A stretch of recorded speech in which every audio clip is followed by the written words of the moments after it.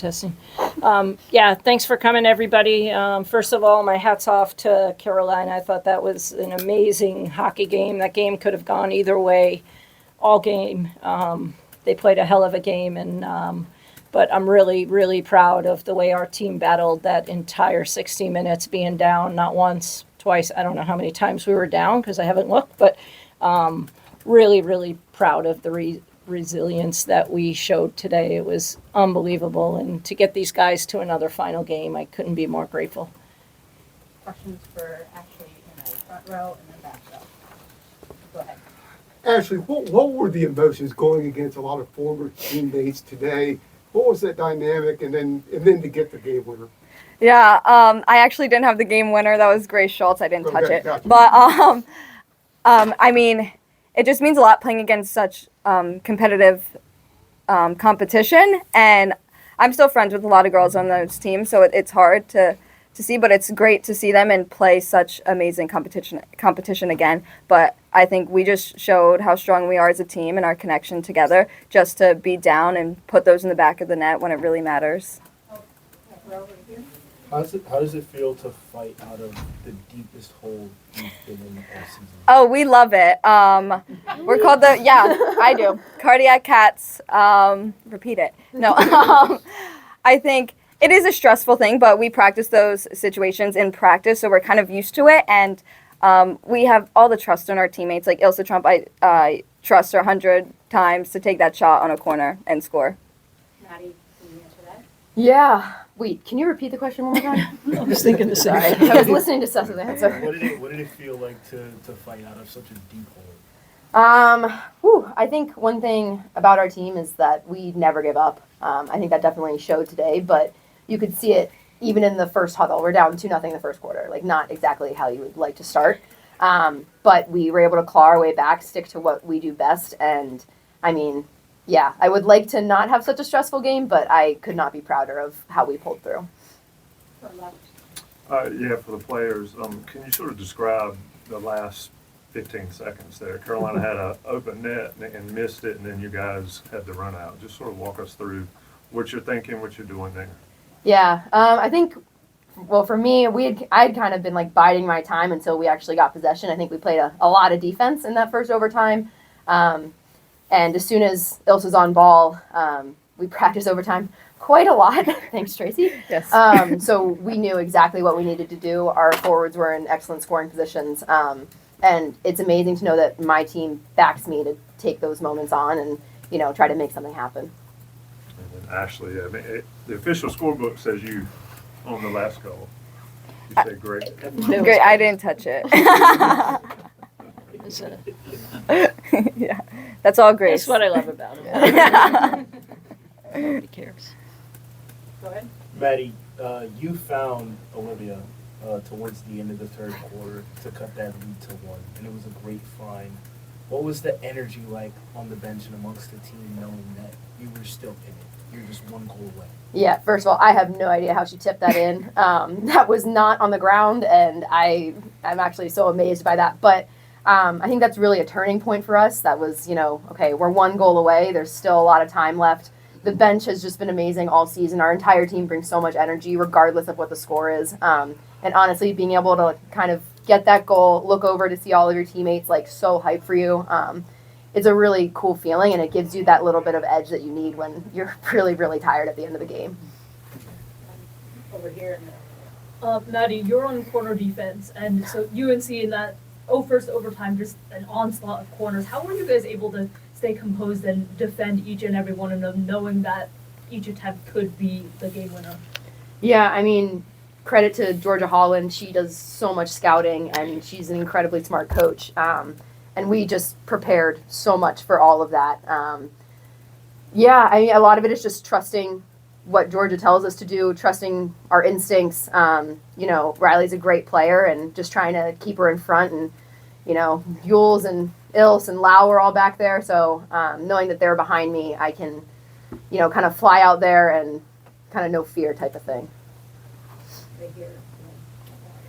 You just mentioned some of that scouting prep work with Coach Holland. Can you walk me through kind of what that looks like?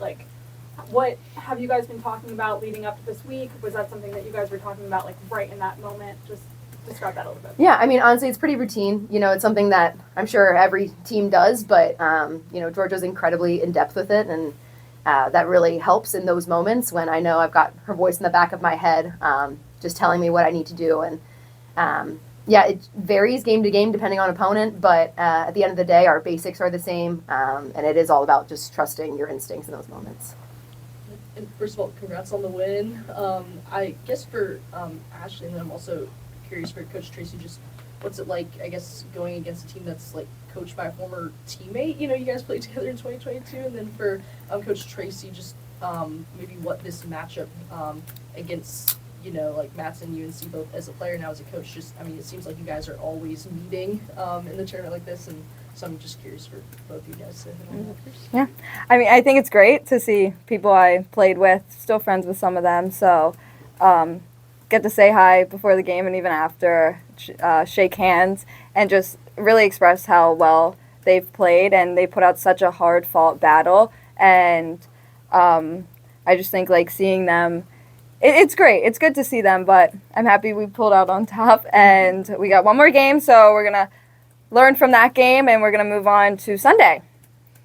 Yeah, I think, not to give me PTSD, but going back to that game we played them 2 years ago where we lost in a shootout, I think everybody was ready for the next year to have that rematch game, and it didn't happen. So I think it's, you know, great for USA hockey. I think this game was one that a lot of people wanted to watch and see the rematch from that game. And, you know, Maddie watched that game, and after the game, she was like, when I come back, we got him. And she did that today. So, you know, it's a rivalry, but I think, you know, it's just two incredible programs going head to head every single year. And I think that respect makes the game even bigger. And that's, again, something I'm grateful for.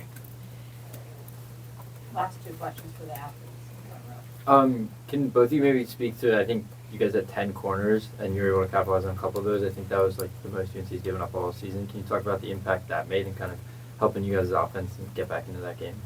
Yeah, I can go. Definitely on the attack, they did a very good job on defense. So I think instead of we weren't going to get these like wide open shots off, so we decided to just find a foot, get a corner, and have a better chance of scoring on a corner. And that's, I think we did execute very well when needed on those attack penalty corners. Yeah, I think we knew coming into this game, such an even matchup, like it's going to come down to penalty corners. And I think, you know, that's definitely what was showcased, you know, in regulation and also overtime. I mean, like, I would back Ilse Trump to flick against any goalie in the country. And when you've got, you know, such great rebounders and stick stoppers and inserters, like, you know, we're not going to get all of them off, but there's a pretty good chance. And I'm really, really proud of the attention to detail that we had today.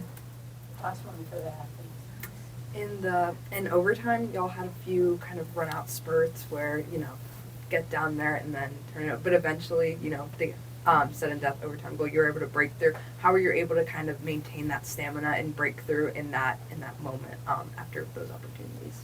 Yeah, I mean, you know, it was a lot of defense, but we were fine with that. I think the key for us was to not panic that we didn't have the ball.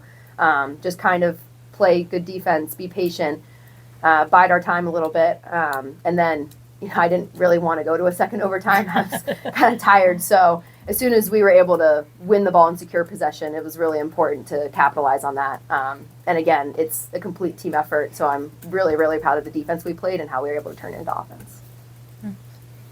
Thanks. I'll have someone to give that back to your lap. Awesome. Thank you. Thanks, you guys. Whoa.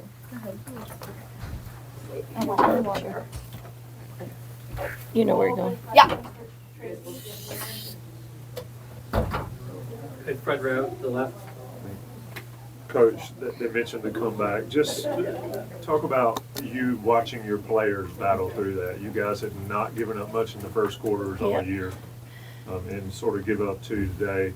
and just seeing your team battle back, just from a coaching standpoint? Yeah, I think, in my mind, I thought we were playing well. They came in one time and scored and then got a corner and scored, and that could really, really deflate a team. But, when you have people like these two and people like Grace, who's been around for 5 years, both with Princeton and us, and, Maya and Ilsa, like, I trusted that they weren't going to throw the game plan out the window. We were generating attack. We weren't capitalizing, but things were going okay. And, I knew once we got within one goal twice that there was definitely a chance. So we do practice a lot of pull the goalkeeper and all of that. So I'm really excited it paid off today.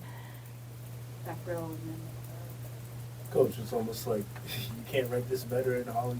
You get a chance to right the ship against the team that upset you earlier on in the regular season.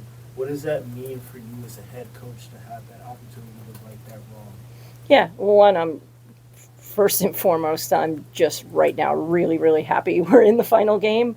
I think Princeton played a great game today as well. It's exciting. That is the one team that beat us. They're a great team. They have some amazing players. So it's going to be another battle. And, Carla worked for me at Northwestern. She's a great friend, and we're just going to go out and put our friendship aside and go head to head, beat each other up a little bit, and then give each other a hug, and whatever happens, happens.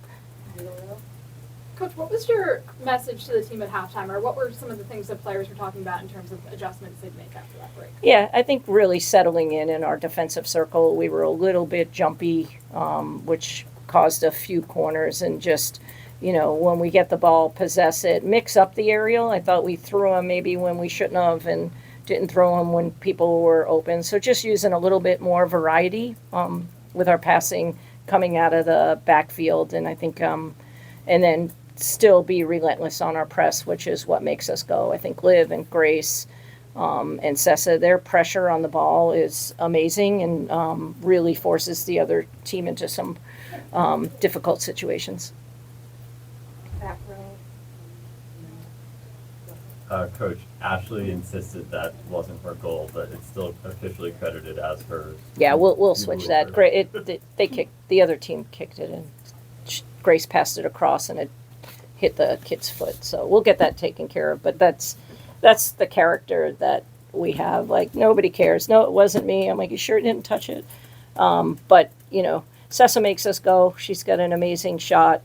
Grace is our workhorse as well as Liv. And then you got players like Erin and Piper who come in and give really, really valuable minutes up front. And I thought everybody just, played as hard as they could today.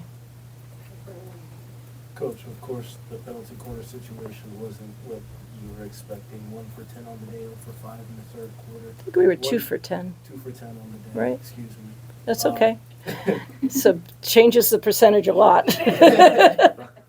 What did you see went wrong today against UNC? What are you going to try to correct going into the Princeton? Yeah, I think they played a really good defense. They changed their defense, which they haven't done all year. They ran a double fly, which was a good call against Ilsa's drag flick. But, I say in order to win a national championship, you have to be 1 out of 4, 1 out of 5 corners, about 20 to 25%, which is what we were. We don't win today without Ilsa's last goal. But there definitely were some miscues, misstop. We had a miscue when we had 2 of our main people out. So that's the stuff we just need to tidy up, and that's on me. I need to make sure those people that are getting in the game get their reps and are able to perform as well. But, I'm happy we drew 10 corners. I'd like to go 3 or 4 for 10 on Sunday. Coach, during the fourth quarter, UNC has the ball running out the clock for a majority of the period, just 1 shot in the first 13 minutes. What's going through your mind? Yeah, I knew, we knew we were going to pull the goalkeeper around 5 minutes. And then we did get control of the ball. And at that point, you just hope that we can get around the outsides, maybe force them in a mistake and get a corner. And I think that's what happens. And, when you're a man up, you can double team all over the field. And it puts the pressure on the other team. I mean, they came right back down, which we need to talk about, and got a corner with 50 seconds left. Like, that's not our characteristic for us. So that's something we'll try to clean up. The next 2 minutes after you score is when you're most vulnerable in any sport. So we'll clean that up for Sunday, hopefully. Or just not let them score so that we can. 1 and 2. Coach, I mean, we mentioned Ilsa's goal with less than 2 minutes left. Kind of like, what was going through your head during that goal, and like knowing that that was probably one of the team's last chances to tie it up? Yeah, that was we called that one in from the sideline, and it's a tough call. They were running good fly lines.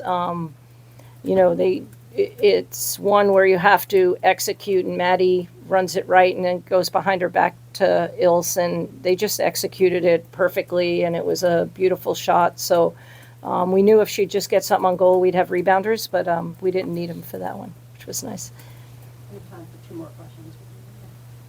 Coach, I'm curious, what are you doing tomorrow? Like, what do you guys do in this day between, like, what does the team do to prepare for that game, having a day off? I don't know, does Duke have a basketball game or something? Football. Football, no. No, I mean, the coaches will be you don't know who you're playing for tomorrow.